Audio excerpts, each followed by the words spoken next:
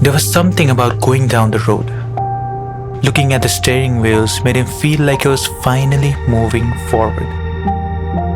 Forward in time, forward in space. He had his friends, he had company, and all of them were starting to have fun. The wheels didn't stop and the fun didn't either. But was it fun he was looking for, or was it control? The control over that hollow space in his mind. The control he was quietly longing for over his temptations. He was about to find out. The journey began with a drive where the Baspa River stayed faithfully to their right. The rough road to Chitkul winding past Raksham felt like an answer from the earth itself. Like it had dropped everything unnecessary and was now listening with only its old, quiet bones.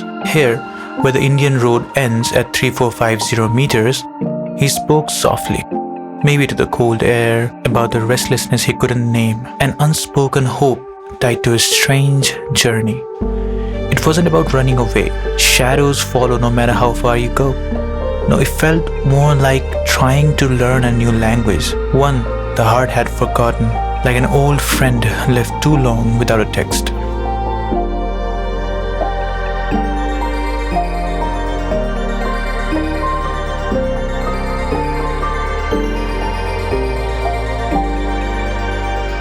The place was different, the people too, but the dogs were the same. A universal truth in their calm, playful nature. Small worries, the stresses of life lived elsewhere, lost their currency here. What remained was fundamental, the air in his lungs, the solid ground beneath his feet, the simple, insistent rhythm of his own heart. He wondered if he carried too much that was not essential. While he stood lost in that thought, his friends were soaking in their beauty with laughter. The wind, the cold, the strange stillness. It felt like peeling off invisible layers, like removing a coat you forgot you were wearing. But the wind didn't offer answers. It just blew, sharp, uninvited, like a broom clearing old dust. As they crossed the flat plains near Baspa, it felt like a real force, sweeping away all the clutter.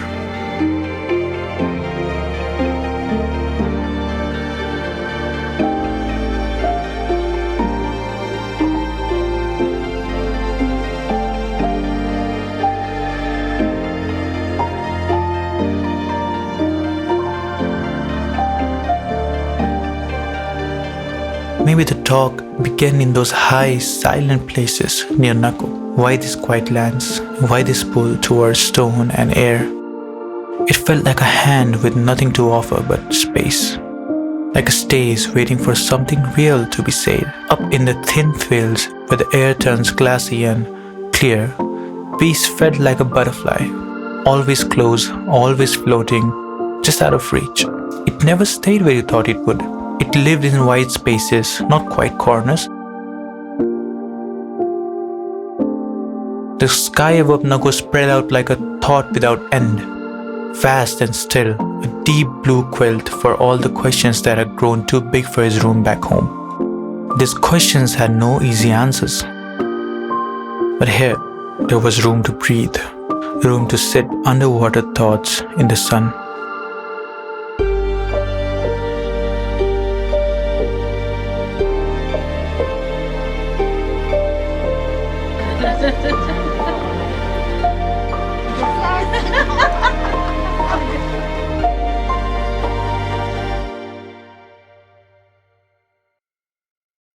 The stillness he felt here was different. It was the kind that burns softly, like a single candle in a dark room. It cut through 1,000 wants and mirrored the old, silent peace of the Himalayas themselves. At the walls of Tabo Monastery, the oldest in Spiti, he could feel the prayers soaked deep into the stones. Their quiet rippled out across the silence. Each turn of the prayer wheel made a soft sound, and with it a quiet question echoed. What have you done with all of it? The old monastery didn't answer. It just stood like a teacher who teaches by being. And in that deep silence, his mind quieted too. Then slowly new voices began to rise. Not answers but clearer questions. Bubbles rising from some deep pool inside him. The question of why he wanted what he wanted. Was it even his want? Or was it something borrowed, passed down by a world that never stops shouting? He tried to find his own voice inside all the noise. He felt the weight of a complicated mind and the quiet pull of a simpler life. Maybe it was a contrast. The still lives of the people here. The rough honesty of the land that made everything in him feel loud.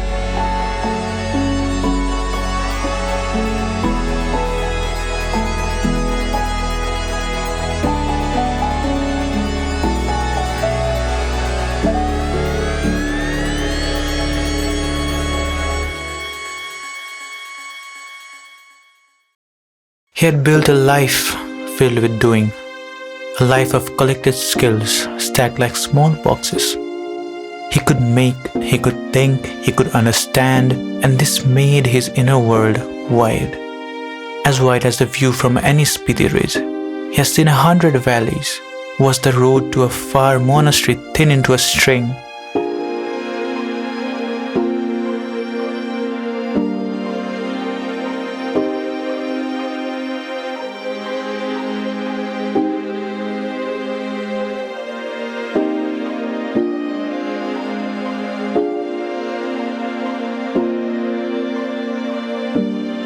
Everything was good, but the weight of all those open doors began to press. He had felt this tension before, the tension of too many paths, too many talents, too many maybes. Sometimes he looked at those who chose one thing and followed it, and felt jealous, a clean path, a steady note in a busy song, to want just one thing, to be just one thing. But his heart, always curious, jumped branches like a bird, always chasing something new. He began to see the ache in wasted potential, not because he couldn't do things, but because he could do too many.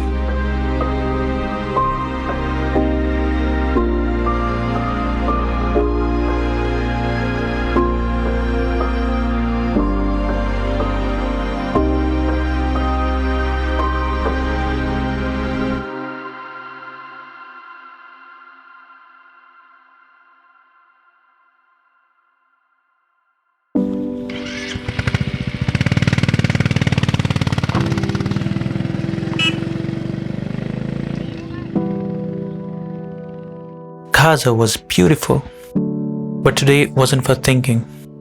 Today was for riding. The problem was he didn't know how to ride a bike, and today that mattered.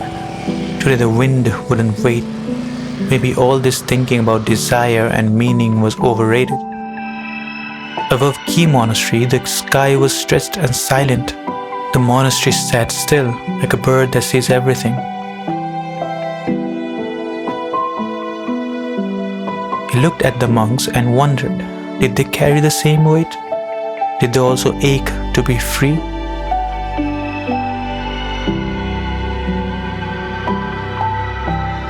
The sun drew long shadows across the walls.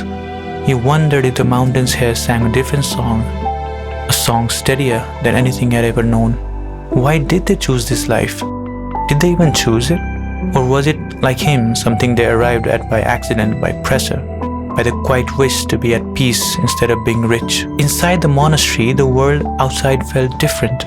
Somehow the darkness inside the room felt brighter than the sunlight outside. The dim hall, the low ceiling, it all felt calming. But answers? No. Even here, there were no answers. Later in Hikim, everyone wrote letters to family, to lovers, to the future. It was the world's highest post office after all. But he felt no need to write. The urge wasn't there. As his friends rode their bikes near the edge of the cliffs, he walked behind them, soaking in the silence, wondering why he wanted to hold on to this moment so badly. It was the same question he carried all along. Why did he want what he wanted? Mountains couldn't answer that. Friends only made it more confusing. Ideas spark new wants, wants spark new confusion. But the wind whispered something else. It said, just be here.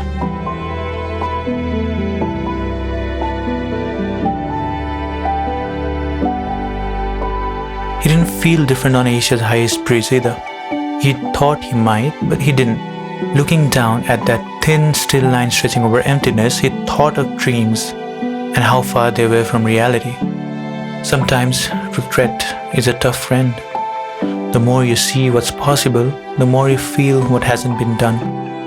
The contrast never fades, even in the oldest places. But the crossing of the river was smooth, I have to tell you that. An act completed, there was no regret in it, thank God.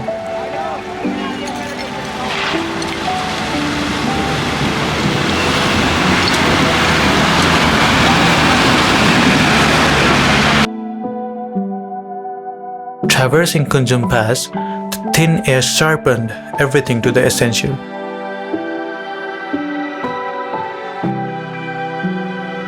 The thinning of the world mirrored the landscape of almost within him. The biting wind was a raw, visceral reminder of his own beating heart. Then a light snow began to fall. His friends were awestruck. Their faces turned to the sky, their happiness pure and absolute. Everyone was complete at that moment. But was he?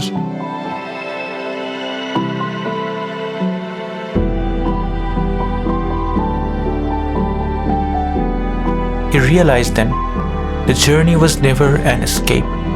You always carry your world with you. He sure had found a new way to live with his potential and his regrets. He had found peace, not in a final answer, but in the ongoing struggle itself. This place was a mirror, reflecting his own inner landscape in its harsh, honest light. The hum beneath the noise had not vanished, but he was no longer a stranger. He was beginning to understand its song. The monasteries, the mountains, the space, the wind, all of them sang one melody, not about the solution or the answer, but about small, steady hope.